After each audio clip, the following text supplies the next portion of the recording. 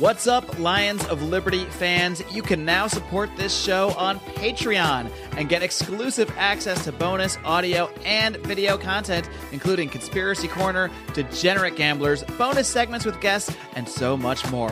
Head on over to patreon.com/Lions of Liberty.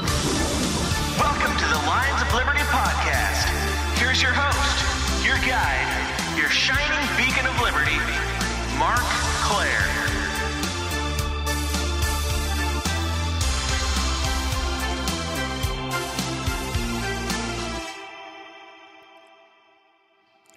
What's up? What's up? What's up? We are back and we are ready to roar on another Monday here, where you are joined by me, Marc Claire.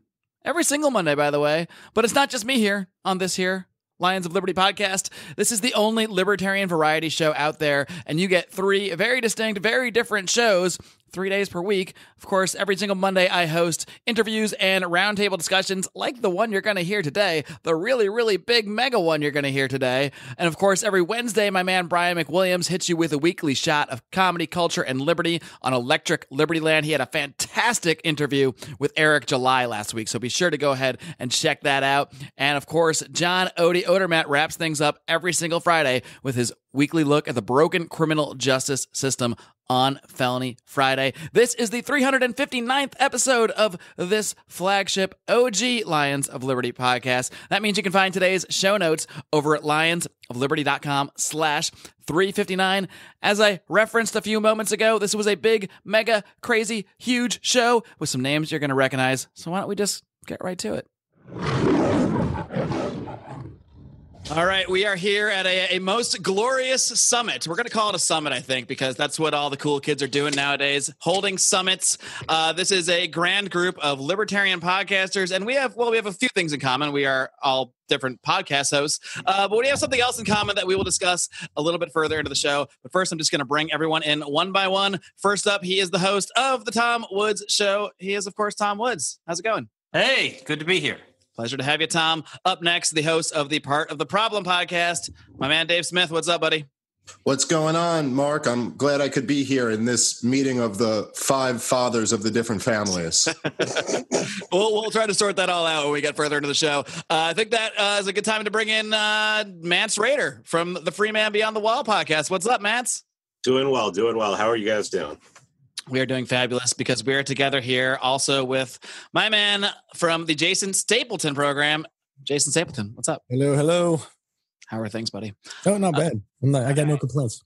I can see everybody. I had to actually ask Jason how things are because everyone else I can see them visually on this video that we have going. I can't see Jason. He wanted to hide his face for some reason. I'm not going to ask why. He probably got a black eye or something at the bar last night, but I'm not going to go too far into that.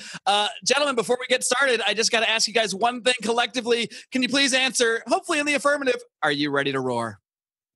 Yes. Yeah. That's right. All right, guys. So there is a reason we have all come together today on this glorious podcasters summit. And like I said, we all have something in common. We're all hosts of different amazing libertarian podcasts. But as of a couple of weeks ago, we all have something else in common. We are all members of the Libertarian Party. Now, I'm not trying to be a hipster here or anything, but I was kind of the first one to join the party. I've been a member on paper for a few years, but honestly not that active. And you guys have all recently made the decision, I think all within a week's time span, to also join the Libertarian Party. So I'm just going to start by going around to each of you and trying to describe in the briefest way possible. We can get into more details a little bit later in the show, but what made you make that decision? Because I know not only were most of you guys not current members of the Libertarian Party, I believe previously, up until a few weeks ago, most of you were actively opposed to joining the Libertarian Party, at least like from your own point of view. And correct me if I'm wrong, but why don't we just start with Tom? I believe you were the first one to start this sort of tidal wave here. So what made you, after the Libertarian National Convention, which you did attend, we were able to share some gumbo there together. What made you decide to join the Libertarian Party? Well, since you asked for a brief answer, I will give just one aspect of the question, which is I came to the conclusion that there were a lot of decent people working heroically against difficult odds to do really good things, and I wanted to lend my support to those people. All right. That's a good answer. Dave, what about you? I think you might have been the next one to crack right after Tom. Well, I live my my life by one principle, and that's I do whatever Tom Woods does. So once he joined, I was like, yeah, okay, I'm on board too. But yeah, I guess, and I guess I try to keep it brief, but I guess I've just, I was a person who came in during the Ron Paul moment, and I've kind of missed having a political voice out there, having someone who kind of represents what we believe in. And the LP didn't seem to be that. I mean, certainly Gary Johnson and Bill Weld weren't that. But now that they got these Mises Caucus guys, and I was kind of inspired by everything Michael has been doing over there. And so I was like, okay, if there's these good people, they're having Tom and Scott Horton and all these guys at their event, and Tom's in, I was like, okay, let's do it. All right. And Mance, you were the curveball for me. I wasn't seeing that one coming. I thought you might have been the last person to, or the most resistant to this idea, but you also joined the LP. What inspired you, Mance? Okay. Everything Dave said can cover, but I've actually been an LP member before. I just let it lapse. My wife commented during this Libertarian National Convention that she wants to go to Austin 2020. So I asked her, I said, are you joining, does that mean you want to join the Libertarian Party? And she's like, no, I just want to go and watch everything that's going to go on. And I'm just like, all right, if Dave and Tom are going and I'm going to be there anyway, crap, I'll just join and, maybe become a delegate and maybe go there and troll the crap out of some people. I mean, if your wife wants to go on a trip somewhere and you can also tie it into a libertarian event, I mean, you're pretty much obligated to do that, I would say. and I'm pretty sure I can call Scott Horton while I'm there and I can hang out with him if he's in town. So there's another plus. Another bonus. And lastly, I kind of have a feeling, well, not a feeling. I know exactly kind of why Jason joined. But Jason, why did you join the LP? Oh, I just joined for the publicity. I mean, all this free press, and I thought, well, I'll jump on board. I'm gonna get a piece of that. He just wanted that picture with Nick Sarwark retweeted by the LP. No.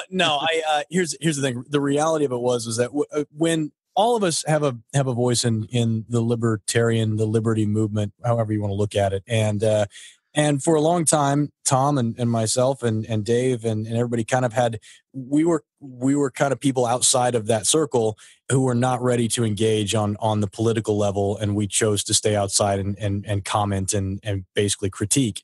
And that was okay because we represented a voice outside of the Libertarian Party. But when everybody started to join, and I didn't even know what was going on. I knew that Tom had joined, and then Dave said he joined, and I just started to look at it, and I said, well, if there's something happening, if there's a movement or a transition to really repair and to improve on, maybe not repair is the wrong word, but to improve on the Libertarian Party, I don't want to be the guy sitting on the outside still, you get what I'm saying, sitting on the outside, not contributing. So I said, if it's as simple as joining, I can be part of the process rather than, an outsider. I want to do that. So that's why I did it. Thanks, Tom. Thanks for interrupting my entire speech. What, because I was adjusting my microphone? Yeah, that's exactly right. Well, it's because I realized since no one's going to see the video, it doesn't matter that the giant microphone is in my face. So why am I trying to hide it? No, that was it. No, that may or may not come out in editing. I'll decide later. All right. But I think you guys all have basically similar motivations here. And this is something that I had been a paper member of the Libertarian Party, but I think attending not only the LNC, but I was also at PorkFest a couple weeks before that. And I think just meeting a lot of libertarians, and surprisingly, a lot of people in the Free State Project and people that were at PorkFest were also, at one time or currently members of the Libertarian Party. And just meeting all these people and realizing that these people really are like me for the most part. They're people that became inspired to do something, whatever that something may be. And many of them took that political path, whereas I just happened to take this podcasting path. And there's really no reason to keep them as separate as I think at one point in my mind, I really thought I had to, because we are all fighting for many of the same things. Now, we might have many disagreements within that scope, but for the most part, most libertarians are as inspired as I was to start this podcast. They're out there, whether they're out there campaigning campaigning, petitioning, doing all this hard work simply to try to get more people on board with these ideas. And that just, I think meeting so many of those people in person is what really inspired me to become more active and to continue to find ways to become more active. Tom, go ahead. I know you got some things to say. This is why the video is great. I can see you raising your hand. Exactly. You can see me raising my hand. I just want to add specifically in terms of people that I got to know and meet, I want to make particular mention of the Mises Caucus, because if it hadn't been for those hardworking folks, I don't think I would have made the plunge. But to see that they poured their heart and soul into the event that they had that was concurrent with the convention, and more than the event, just all the work leading up to the convention and their commitment, that really, really impressed me.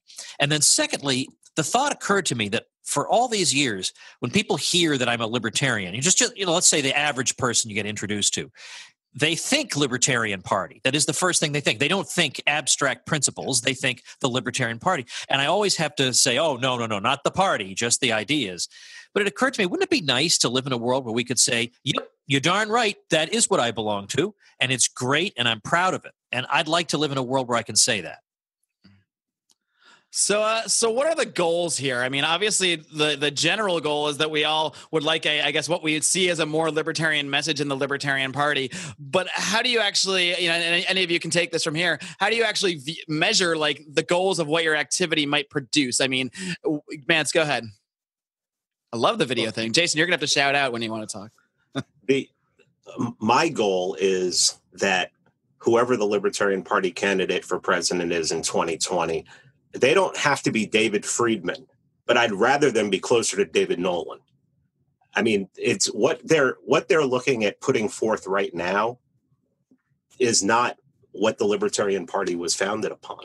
So I just want to see, talking about the Ron Paul moment again, if you have somebody out there who's actually preaching real values and the values of libertarianism, people are really attracted to that. So if you can get somebody who can communicate well and whose message is on point, and I mean, I just have three things. Foreign policy has to be good, economics has to be good, and they have to be fluent and be able to talk about the blockchain. Those are my three things. If you can get a candidate up there who can have Scott Horton's foreign policy, Robert Murphy's economics, and can talk about the blockchain like somebody like I'll throw some Krista Rose. That would be great, but that's not Bill Weld. So, it's not me either. I can't talk about the blockchain. Somebody would have to be pumping words into my ears or something.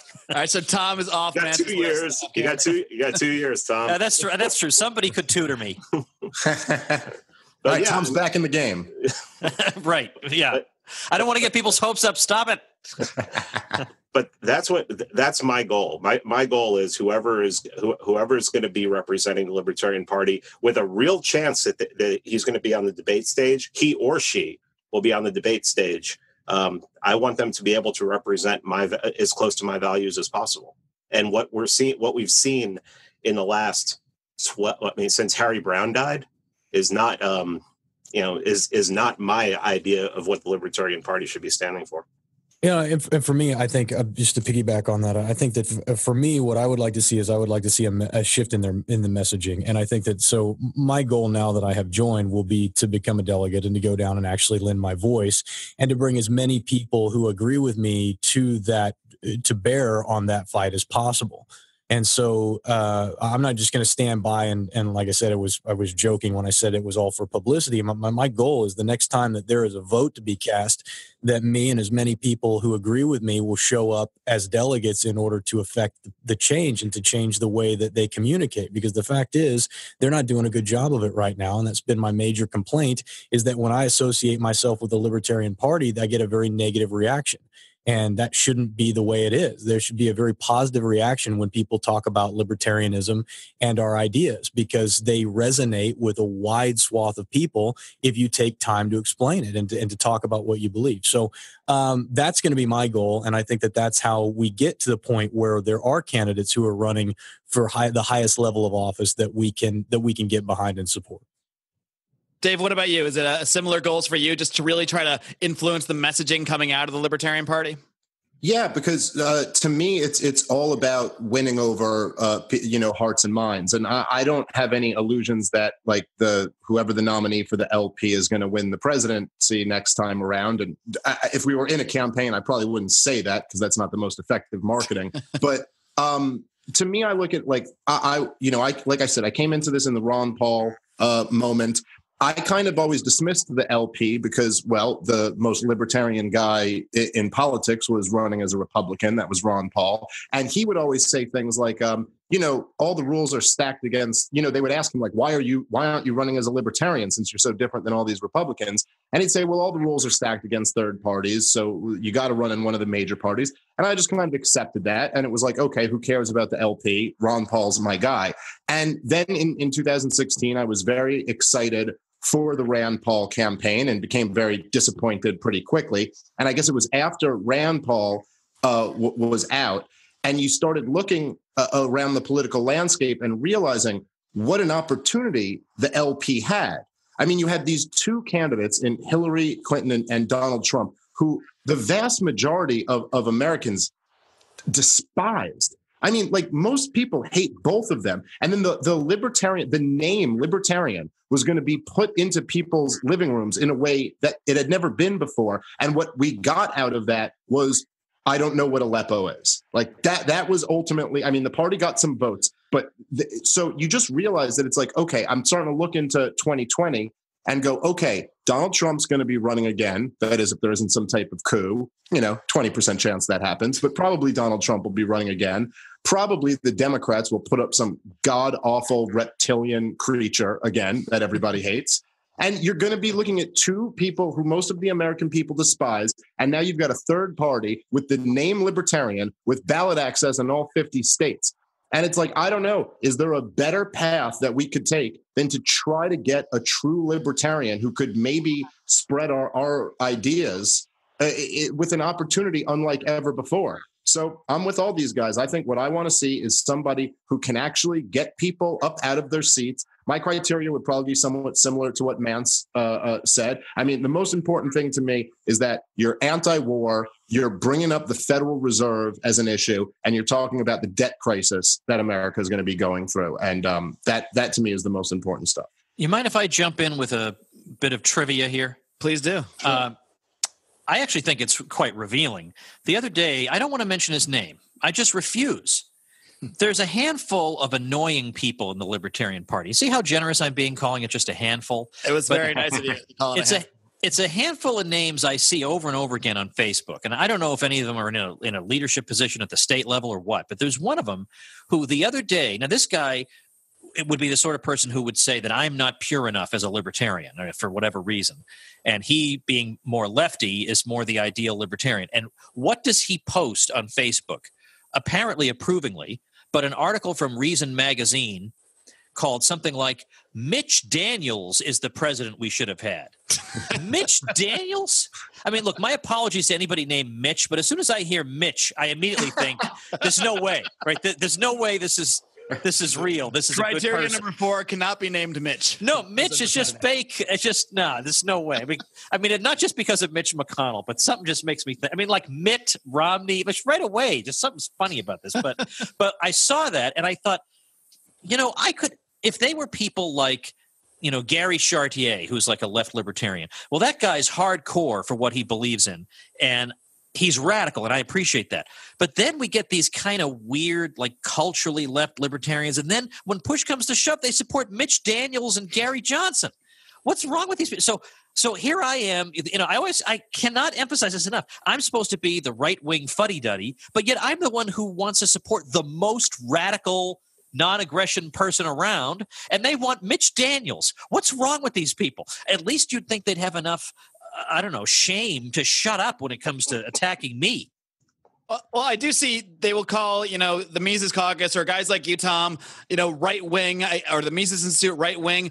But who is more anti-war? Who is more opposed to the war on drugs? Whereas these guys, want to promote, I guess, apparently Mitch Daniels, who I don't think is staunchly opposed to either of those things. I might add, by the way, I've got an episode coming out this week of my show advocating abolishing the sex offender registry. I don't know if they're prepared for that, but that's coming out. Anyway, let me stop talking for a while. Of you. Yeah, Please right. Stop hanging out with Walter Block, all right? I get in so much trouble with that guy. So I guess the next question on my mind is kind of what happens next? What are your specific next steps that you want to take? And all of you have signed up, gone online, paid your $25 or so. And but what happens after that? Because if that's all we do, then all we've collectively done is contributed like $125 to the Libertarian Party. So what are the next actions that each of you plan to take? I know Tom can't stay on that long, so why don't I let you go first, Tom? What do you plan to do actually next? What are the next steps to be involved in the Libertarian Party? Well, I definitely want to get to know people in the state party. And I think that really is a good portion of it. Get to know folks in your state party. And I understand there are some good folks here in Florida, and I've already had some people reach out to me and welcome me. So I'm definitely looking into that, and then we'll see what happens from there. But I do believe that becoming a voice in your state party has to be a major step, just to show that you're a person of action and that you'll show up and you'll be involved. And also, there's a possibility that way you could become a delegate, and I'd like to see our people become delegates. All right, any of you guys can take it. Dave, Jason, Mance. I don't feel like hosting. So same thing. I mean, same thing. I mean, I spoke at the San Diego chapter of the Libertarian Party this year. They asked me to come and speak, and I imagine my entire goal is to get into a delegate's position and to go and start making some policy changes. You can make some decisions and some changes on certainly here in California. We could use all the help that we could get at the local level, but I think that some of the stuff that we're doing as well with the Liberty Behind the Lines stuff, and we're bringing people together. I think there needs to be a lot more of that. I mean, we've talked about doing another one. Naturally, you can't do one every month, but you're trying to get some stuff out there and just let everybody know, hey, you're not alone. Hey, there's a movement happening. Something is stirring up here, and you can be part of it. And then helping people plug in is going to be a big part of what we do. I think, echoing what Tom said, getting involved locally, and Jason, getting involved locally.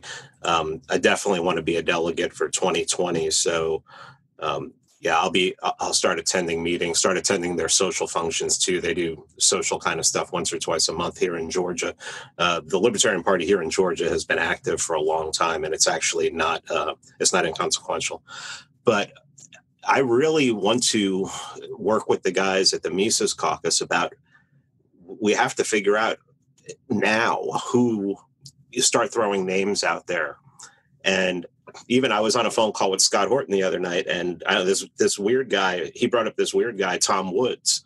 And, we started talking about this guy, Tom Woods, and, how we really only have to teach him about blockchain and stuff like that, because he'd be good on the other things. So, and he actually offered to, do anything he could to help. But, I know he would. And I don't want people to go down this road, because even though I really am flattered that people think about, me that way, I have things going on that make that impossible. You also said you weren't going to join the Libertarian Party, Tom. Yeah, I do remember hearing Jason. That. Thanks. You got some time.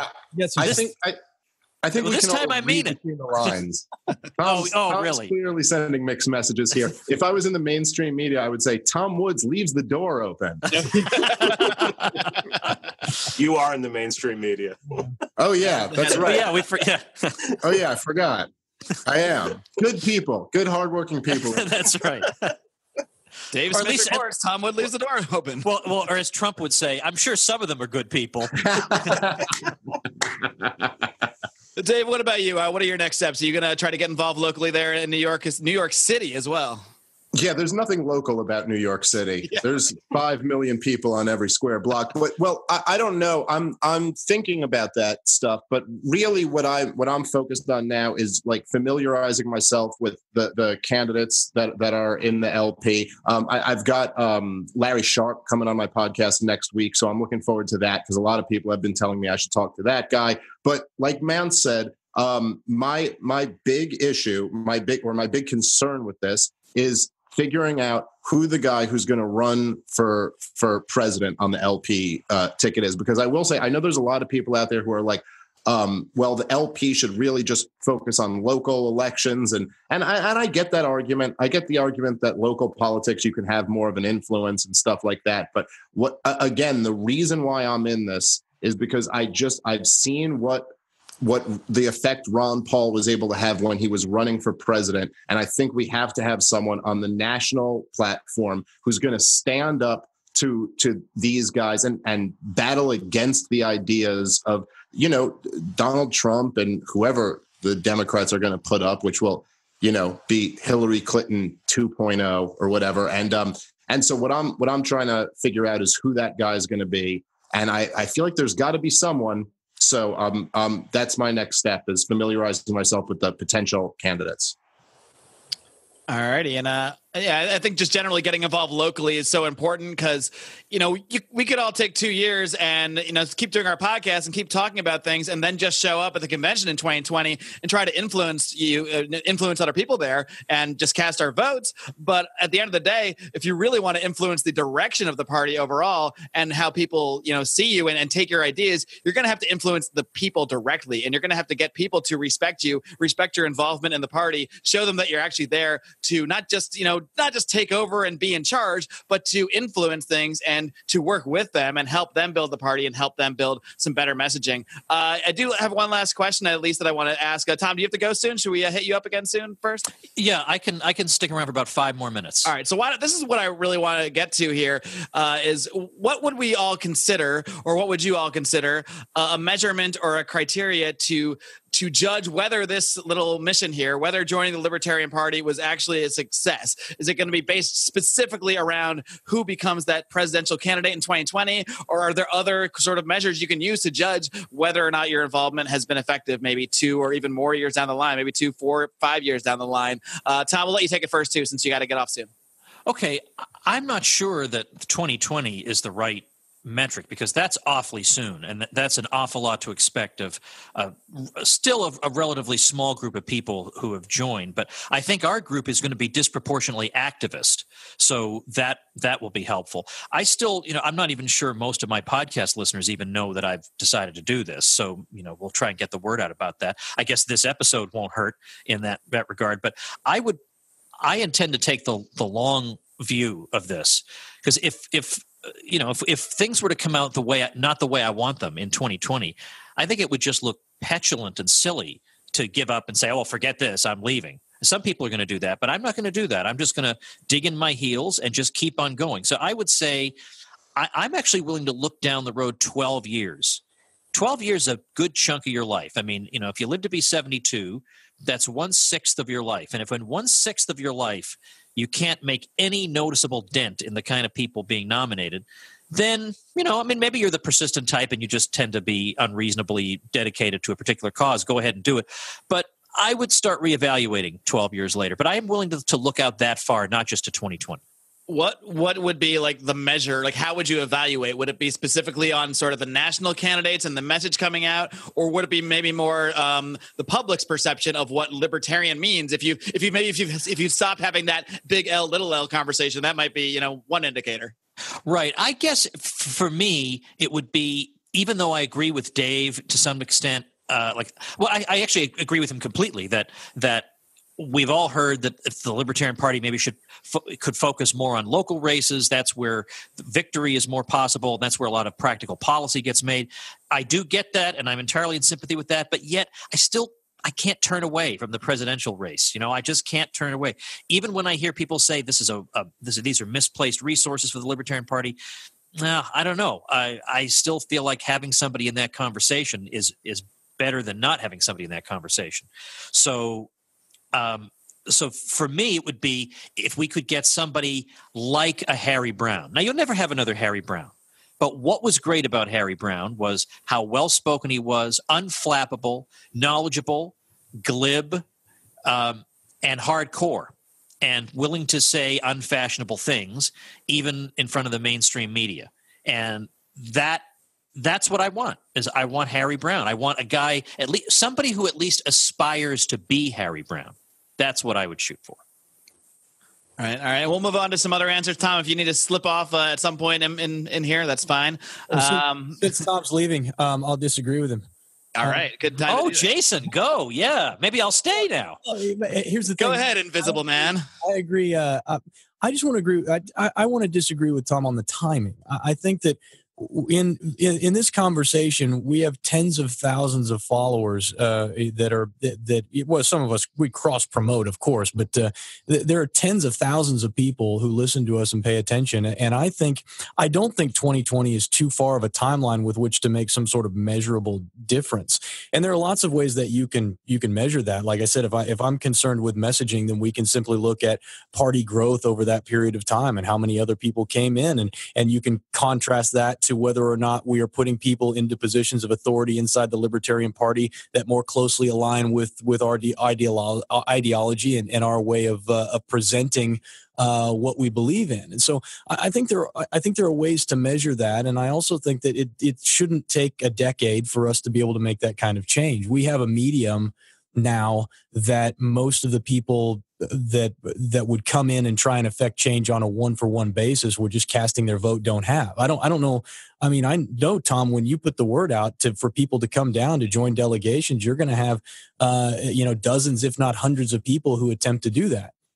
And here in California, they're dying for people to be delegates. They didn't even fill all the seats last time. They were so desperate, they asked me at the last minute. And so there's opportunity for us to fill these seats. We don't even have to fight for them. We just have to raise our hands and say, yeah, we're coming. Jason, after hearing what you said, I actually am going to modify my answer.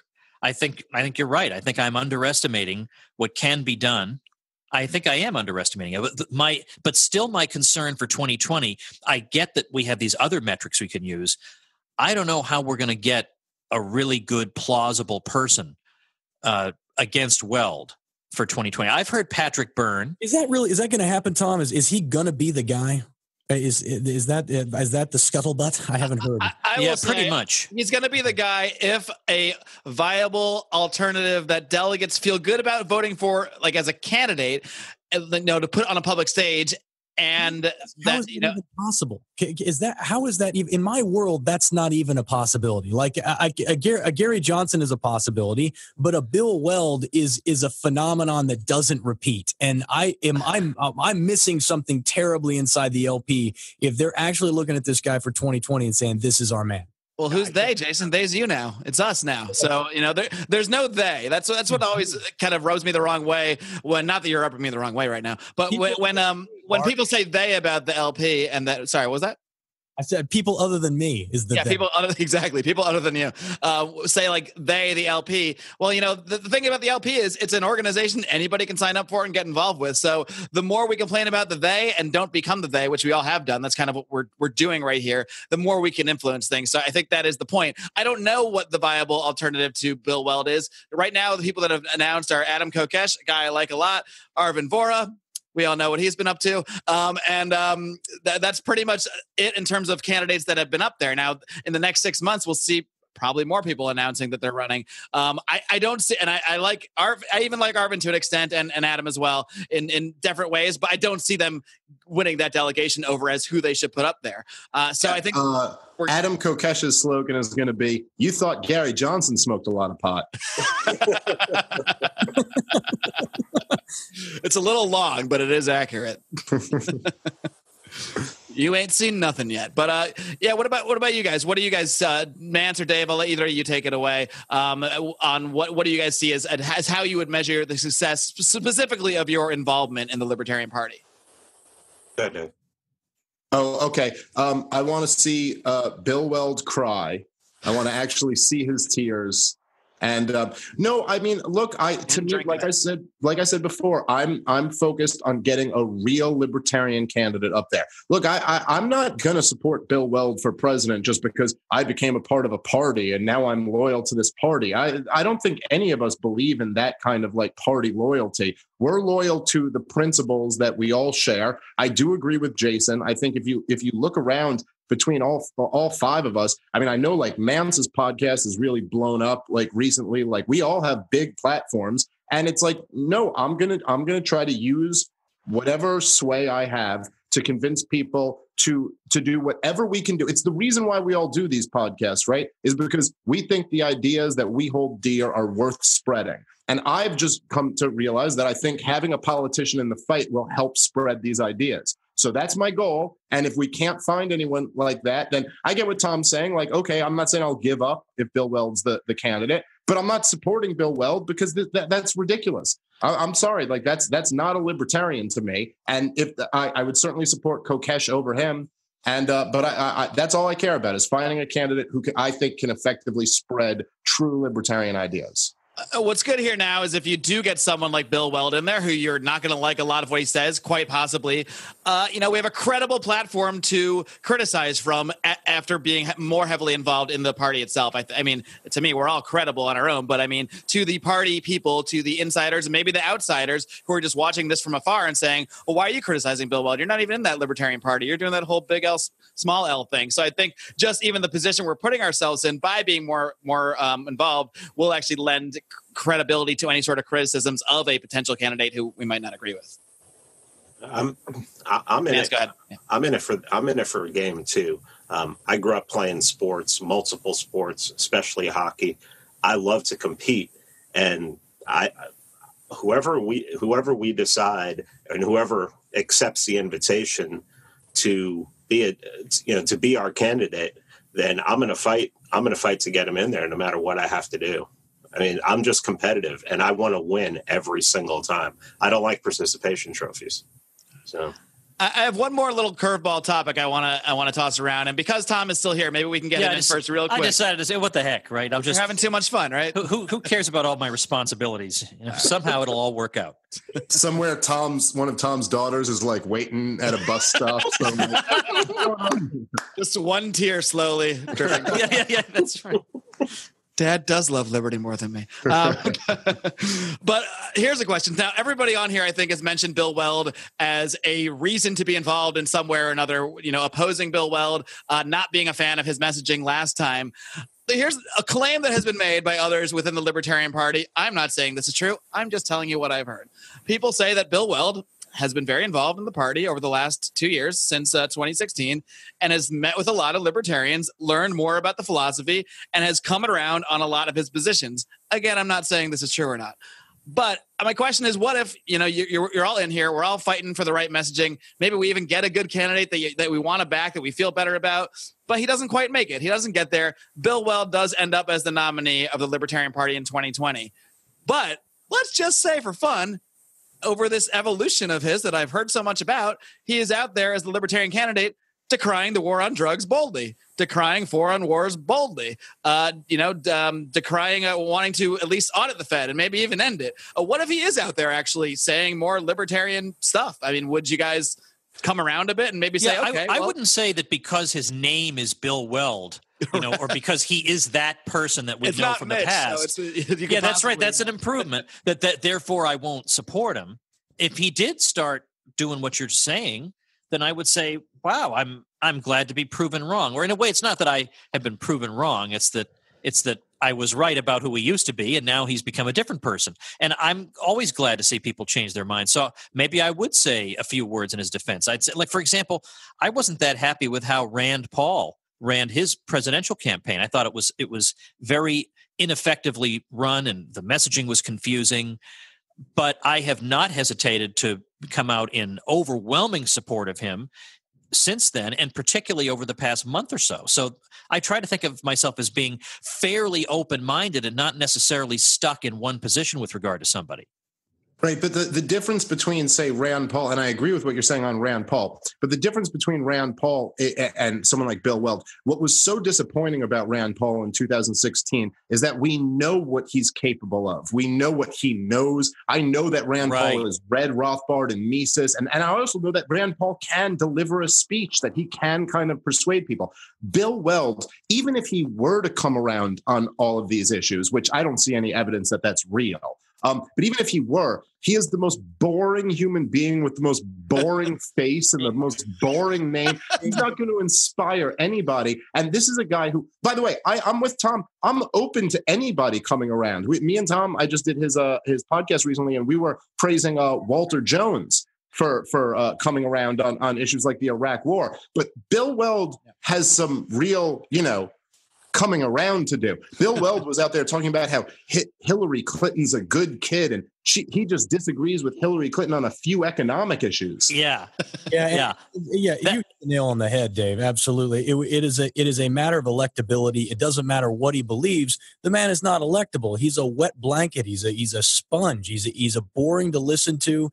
He is unelectable no matter what he believes. And frankly, I would think any shift at this point in his life, the man's what, 105? He's old. He's so all of a sudden now he's going to have a change in political philosophy after this many years. No, if he's making a change now, it's for purely political reasons, and I'm not going to support something like that. So no, he's the wrong guy.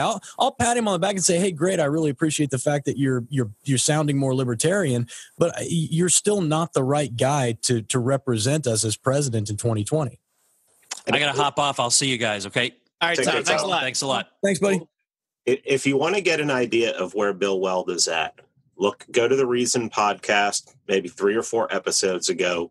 Nick and Matt interviewed him. Now, you may want to jump ahead to minute 6 because Nick Gillespie, in the first 5 minutes, rips on Rothbard and Mises, and it's just I'm like, come on, dude. Stop already. And, because any chance he gets to take a shot, he does. Because, I don't know what it is about Rothbard. Yeah, from what I understand, he was the nicest guy in the world, but Beltway libertarians just can't stand the guy. But if you want to get an idea where Weld is at right now, go listen to that podcast, and you can tell that people are feeding him stuff, and he's trying to say the right things, but you can also see he trips up every once in a while. And it's someone, it has to be somebody who this is in them. It's a part of them. It's not something that they're learning. Like, it's not something that they're getting cheat notes on right now. It has to be someone, I don't think any one of us would ever want to do it. And considering the shit that I've said online, forget it. But, and all of us, and Dave, especially, Jesus. The searching of Mance and Dave's tweets that they would do. I'm just talking about. I'm talking about the Legion of Skanks podcast. Yeah, no, I am too. I'd have some defending to do. That's for sure. But it has to be like one of us who it's a part of us. We wake up thinking about it. It can't be somebody who's been fed lines. Even Larry Sharp. Larry Sharp has not been a libertarian for a very long time, but man, he's been doing some studying. And if you listen to him on the Dave Rubin podcast, he's talking about my ultimate goal would be a voluntary society, but this is what we need to do right now. And he starts talking. The guy has it down for somebody who's been a libertarian for 4 or 5 years. He's living it, and he's taking it in like a sponge. Yeah, for sure. There are different ways to evolve, and I would say it sounds like most of you guys are a little bit skeptical, to say the least, of the Bill Weld libertarian evolution here. But I guess we shall see, because he is going to have to win libertarians over. It's not like he won overwhelmingly for the VP spot. He barely won. He barely beat out Larry Sharp, who at that point had been in the party for 2 years or so. So I'm glad you've been in for a week. Right. Yeah. But you make the point, and that's kind of like one of the reasons why I ultimately was convinced to join, is that you realize that it's like, man, there's an opening here. You're talking about the guy who they want to run barely was able to make it in. Like, we might be able to be the difference to push a true libertarian who we think can push the message good.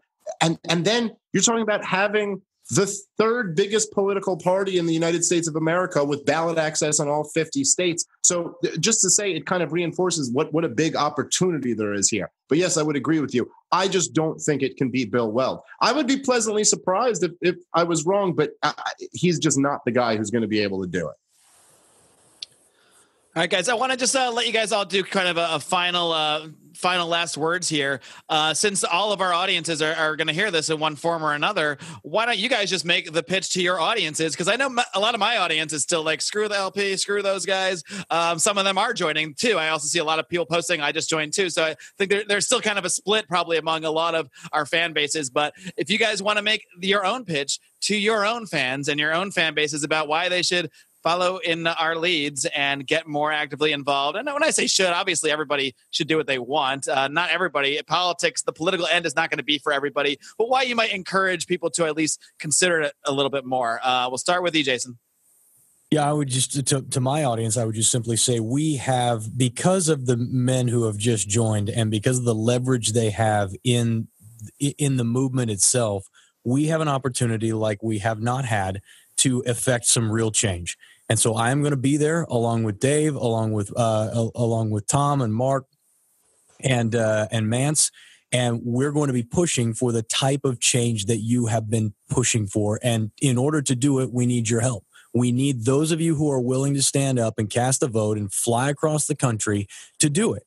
And it doesn't take a lot. All you have to do is join the movement and let us lead the way. Let us craft that path, and we can put ourselves in a position where in 2020 we can actually grow the party. I didn't think there was any possibility. I thought the last time when we ran and they ran Weld and Gary Johnson, I thought this was our big opportunity and we spoiled it. And I said, 2020, there's no way that we get greater than a 3% of the vote. I don't know that that's necessarily true now. Now with this collection of people, this much time to prep, we got 2 years to prep. I think there's a good chance we may be able to capture more than what we captured in the past. And like Dave said, with ballot access, we may be able to turn the tide and actually have a viable third party for the first time in American history. But it only works if those of you who are sitting at home make the decision to join us, because otherwise we're just 5 guys who are showing up at the Libertarian Convention. We need to bring an army with us. And if you want to be part of that, recognize you have people here who are going to lead the way. All right, Mance, what about you? Why don't you plead to your listeners to perhaps follow in your footsteps? Well, I did a podcast 3 episodes ago talking about why I joined the LP. And I just put it out there that Ron Paul changed so much in 2007. And in 2012, I was out of it already. I was an anarcho-capitalist. I didn't even pay attention to anything that happened with the election that year. But now I'm looking at the world and I'm saying, I want more people in the world like me, that think like me. So how do I get more people in the world who think like I do?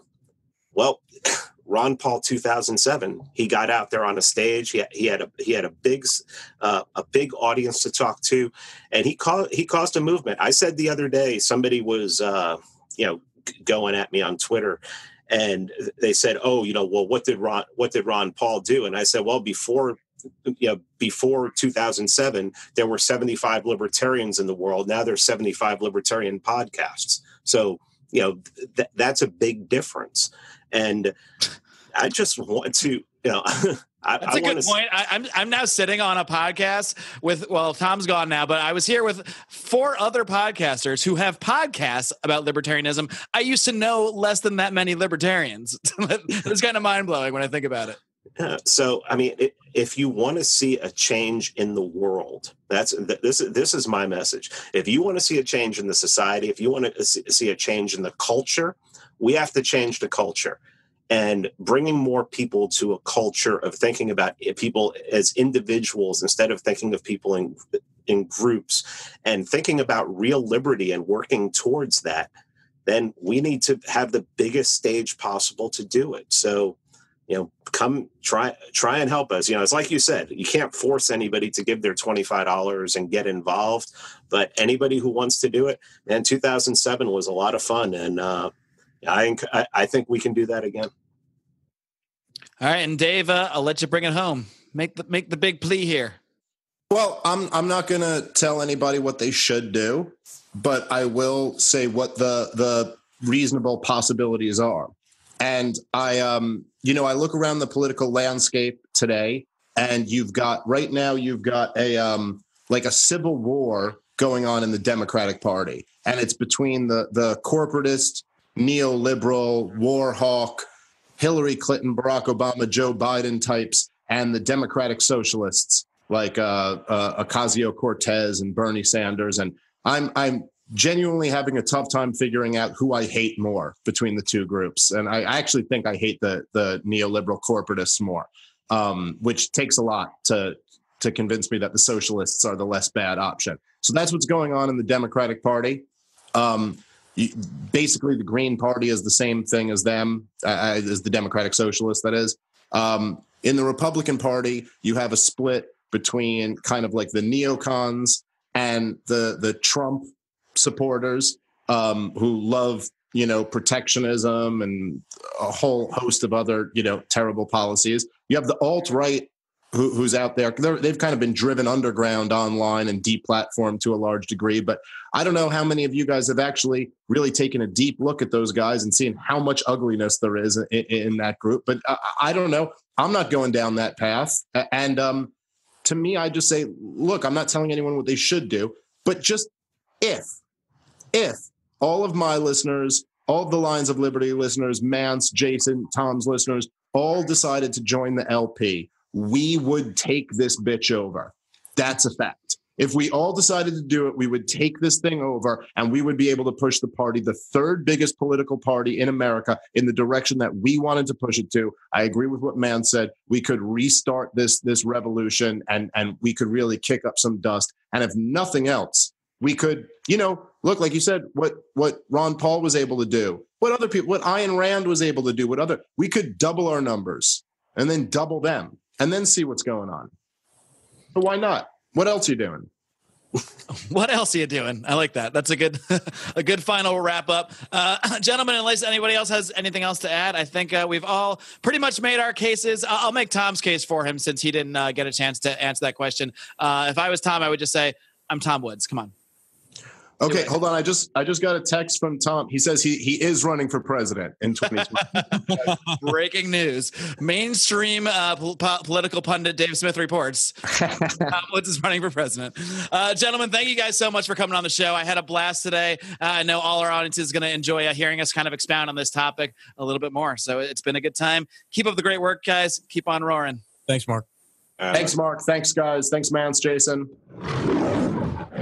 All right, folks, I hope you enjoyed my little summit, the mega summit of Libertarian podcasters. Really enjoyed having these guys on, and I just wanted to host something where I got everybody who has recently joined the party together to talk about why. So if you enjoyed what we talked about, if you maybe felt inspired to join us along this journey to try to help shape in a very positive way the messaging of the Libertarian Party, well, then maybe you'll consider going over to lp.org and signing up. That's the easy way to do it. If not, that's cool too. It's not everybody's path. I didn't think it would be part of my path for a long time, but recent events have really inspired me to get much more involved in the Libertarian Party, and I think the reasons have been pretty well laid out on this and many other podcasts that I've done at this point. So I've pretty much said my piece on it. Of course, we'll continue to focus on Libertarian candidates on our new candidates show called Candidates of Liberty, which will be starting sometime in mid-August. We're still working that out, but we are lining up some great names, some great candidates all across the country to do short little highlighted interviews of them. So we're really looking forward to getting that one going. In the meantime, we'll continue to be here for you 3 days per week, every single week. Brian, of course, will be coming back at you this coming Wednesday with another great Electric Liberty Land, and Odie will wrap things up this coming Friday. Do want to encourage you guys, if you enjoyed the show you heard today, if you enjoy all the content that we produce, please do consider chipping in $5 a month on Patreon, maybe $10 a month if you want to see our video shows. We also are recording video on a lot of our shows that we're doing. We did actually do a video of Conspiracy Corner that was released last week where we talked about the Bilderberg Group and all sorts of other random subjects along the way. But those lucky $10 patrons get to see Rico live on a show. No mask, no hidden cameras, no nothing. So the fabled Rico has actually appeared on video. Only for our $10 and up Patreon supporters, but we really do make sure to get you a ton of content. Please sure to check out all of our content and all of our merchandise, all of the kickbacks that you get for joining at various tiers, for joining the Lions of Liberty Pride. That is what we call our patrons. So please do go check that out. Patreon.com/Lions of Liberty.